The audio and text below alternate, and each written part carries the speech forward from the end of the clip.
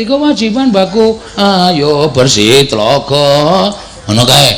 Ki disuwun. Oh iya, mengke cakepane digantos sedila. Oh iya, karang yo ujupe bersih telaga kok ya, Gong. Heeh.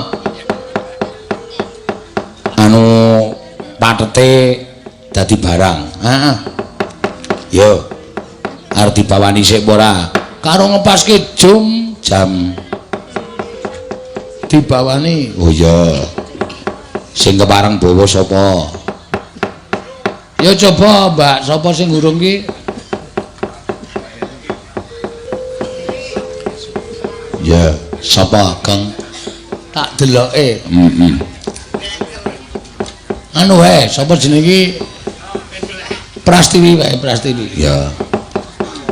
Nang kidul kene iki ya ana bersih desa, bersih dusun, bersih telaga, mawarna-warna, macem-macem ya, Tru. Ini ya tetep nujudake adat budayane awake dhewe pancen bener ngono.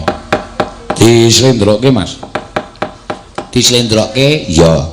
Kae kok bapak kok ngeret-eret utawa dieret-eret karo Piyai Kakung mongko ya isih muda tumaruna. Heeh. Sapa, Tru? Aku dhewe ya urung kenal. Ayo padha kenalan. Ya. Sowan ngersane bapak karo pitepungan. Heeh, ya. Jane